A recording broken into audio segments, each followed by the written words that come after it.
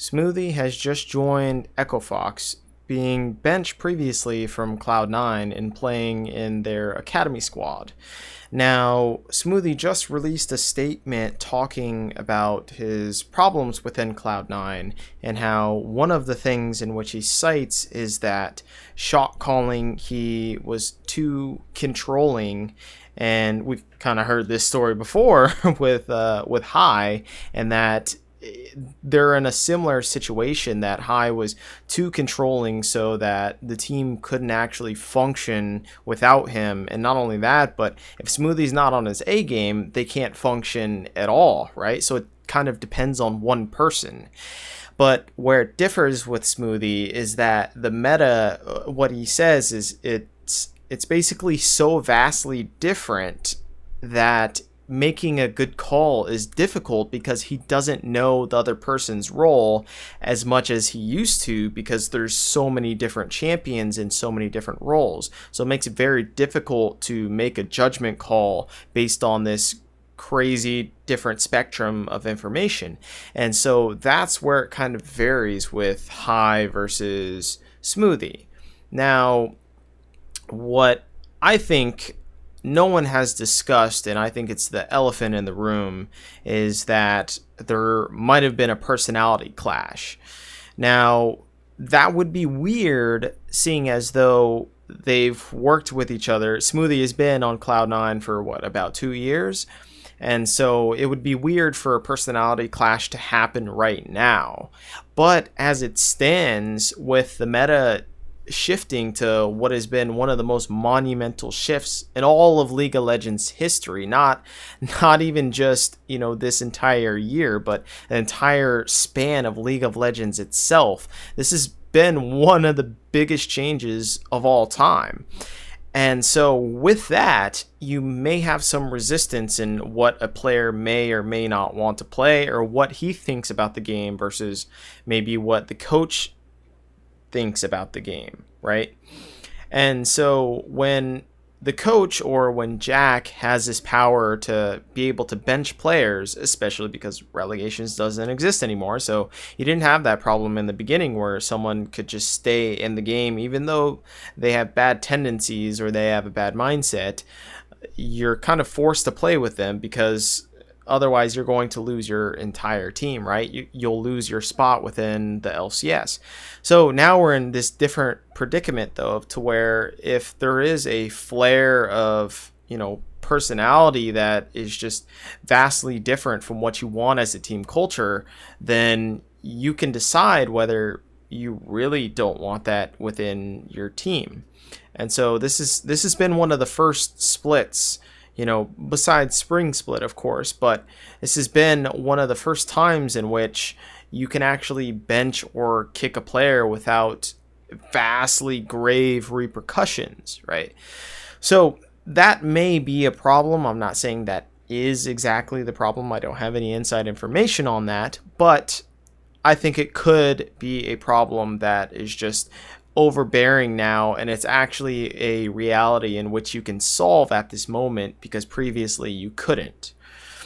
And then there's also the fact that Cloud9 restricting him to the bench and not letting anyone else have him was a real grave situation in which Cloud9 could have actually done, right? They could have realistically just let him play in Academy because he has to play out his contract and then go from there, right? Because you don't want to buff another team, right? That's one of the worst situations as an owner or as an organization, is you don't want to go buffing Echo Fox, right? Because now they could be a top 3 team, top 2 team at this moment with just this specific roster change. I mean, that it's to be said on whether that's the case because of the ADC as well too. But the last thing you want to do is give your enemy firepower, right? So with that though, if you were to withhold Smoothie and put him in Academy and tell him that, no, we're not going to let you go to another team, they need to buy out your contract full outright, for however much it's worth, like 300,000 or something, right? So you could do that, but as acting as Cloud9, as, you know, Jack, then you would have to realize that if he ever talks about this with the media or with the public and says, I'm in contract prison, well, then suddenly you're going to look very bad as an organization, right? So you probably don't want to do that. And although people should be respecting the contract in which they signed, because it is a legal binding agreement, there is still the human aspect of a contract, right? And as such, and as an owner, you need to recognize that they are not just an asset, but, you know, they're a human being for your organization. They aren't just a resource for you to use. So in that sense, I can see why Cloud9 would release Echo Fox. I think it's a pretty good idea, you know, just in the whole human morale aspect of that. Yeah, it's kind of fucked up to have this likely MVP candidate of Spring Split to ride into Academy and have him just dwindle there and decrease his value as time goes on. So I agree with the move that Cloud9 did generally in letting him go to another organization.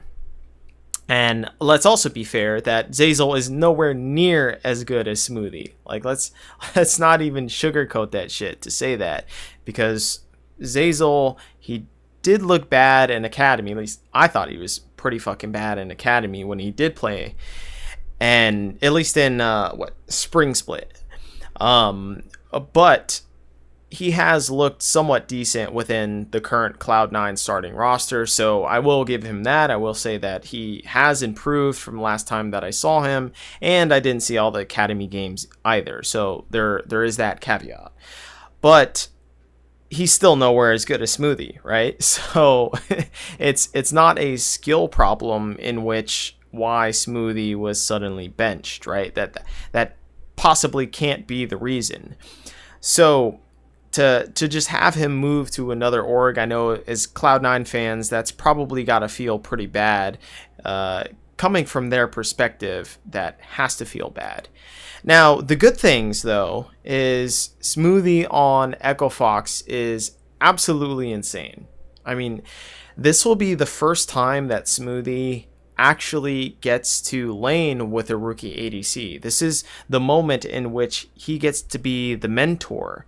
Now, being a mentor or a teacher is a vastly different skill set than laning with a veteran, kind of being taught their nuances and absorbing their information, so then you can bounce back off of that and then have your own ideas about what you want to do, right?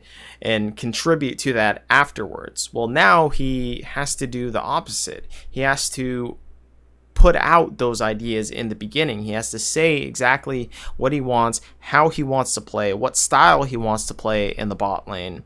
And then the rookie has to adapt to that and be molded by him.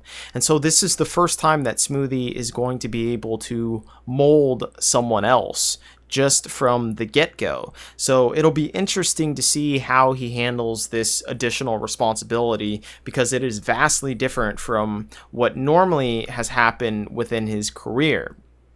And another part of this is that another leadership role on the team, and it might be able to calm the comms down, right? The communication down, the voice comms.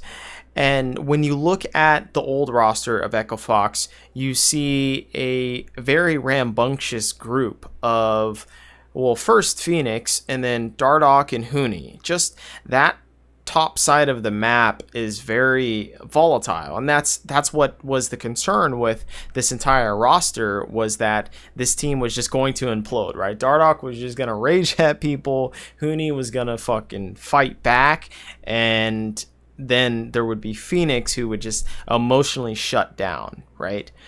And so now they have DeMonte and they have Smoothie and Lost in the bot lane. And so this is a completely different team dynamic of personalities. And I think this can actually work well in that Smoothie can be this sort of leader for the rest of the team. And with that, sure, Huni is a leader as well too, but obviously his communication isn't the same as Dardoch's or as Smoothie's. So you can expect to see that Smoothie will bring a very strong voice to the team and maybe some more guidance within the mid and late game portions. And then you have the ability to enable the mid laner, which is what Smoothie is famous for. He's famous for enabling Jensen to be able to carry the entire team. And so that's very exciting to see, because with Echo Fox, he'll be able to enable his mid laner and also his jungler as well too, because Smoothie is very good at enabling his jungler with vision control and just controlling the entire map in different sectors and planning on what part of the map that they want to control at what given specific time. And so with this, Smoothie will be able to spread out the power of Echo Fox itself, because we know Echo Fox has historically been a top-centric team.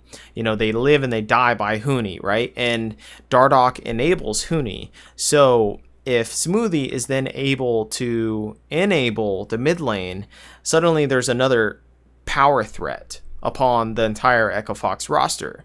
So this might change the direction and the power dynamics of how Echo Fox want to play the game. And this is a very good thing, because Echo Fox has historically been this one-dimensional team. And they've also had problems within the bot lane too, with Altic and Adrian being unable to adapt to the meta and being one glaring weakness within the entire Echo Fox roster. So with Smoothie coming in, I think it's a great power move for Echo Fox. It's kind of a feels bad for Cloud9, but if they are looking towards the the greater picture, the broader picture of how they want Cloud9 to function as an organization, yes, I think then that's when you go for the move, because you don't want to be stuck in this rut with this player who maybe you don't believe is able to grow or able to learn within the entire team atmosphere, and maybe he's bogging down the atmosphere, or that he is too controlling within his shot call methods, which is originally why you had kicked high in the first place too, was because of his shot calling methods and how he was kind of fucking RTSing his entire team. And not only that, but obviously High's mechanical skill was declining as well too. But overall, I think this is a great move for both teams, and I can see both sides of the conversation and see that actually it is a very intelligent move for both sides, and that's probably why it happened in the first place, and that's why Echo Fox was so accepting of the deal, and same thing with Cloud9.